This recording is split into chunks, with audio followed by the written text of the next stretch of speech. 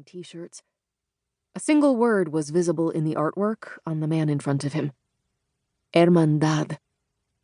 Spanish for brotherhood. What the hell happened here, Aiden?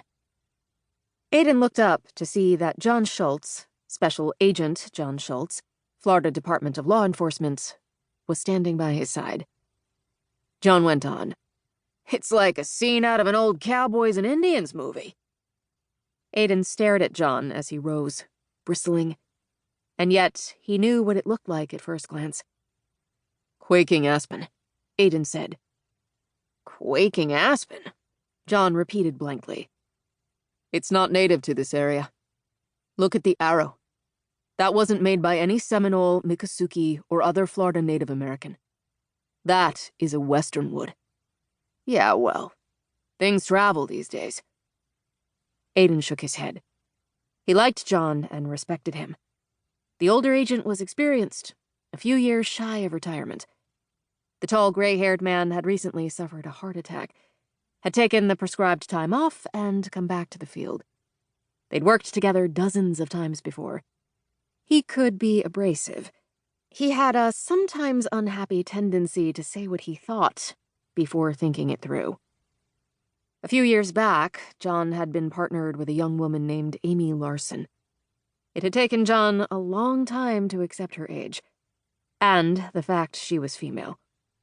Once he'd realized her value, though, he'd become her strongest supporter.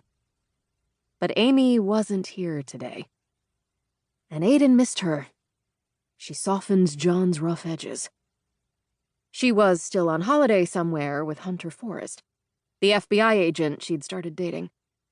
They were off on an island, enjoying exotic breezes and one another's company, minus all the blood and mayhem.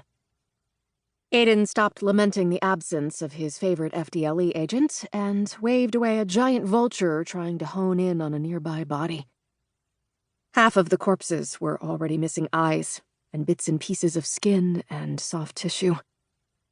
Aiden sighed and looked around. There were 20 bodies, all of them male, between the ages of 20 and 40, he estimated. Because he'd noted the tattoos on a few of them, and using his own years of experience, he theorized the dead were members of a gang. Florida had many such gangs.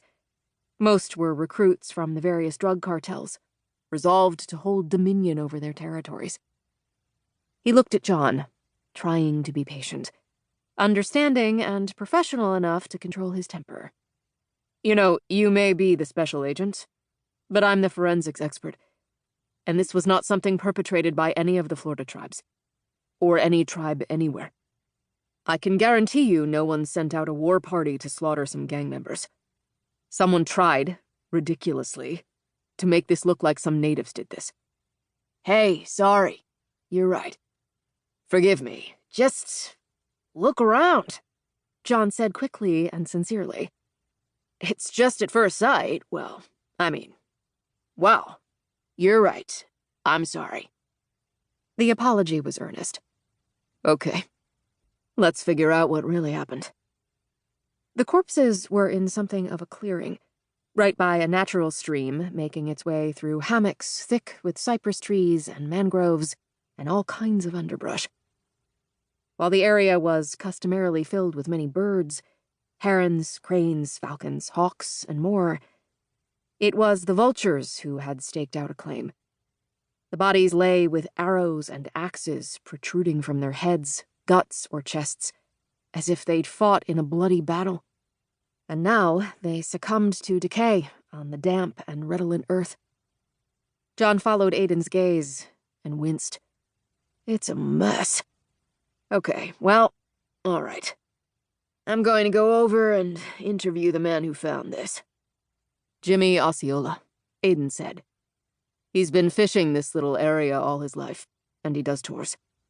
2 birds with 1 stone. Members of his family work with him, and all of them fish and take tourists out here. He has a great little place right off I-75. It's called Fresh Catch, and his catch is about as fresh as it gets. Catfish. He's a good guy, John. I believe you, but we're going to need a break here. You and your team have to find something for me to go.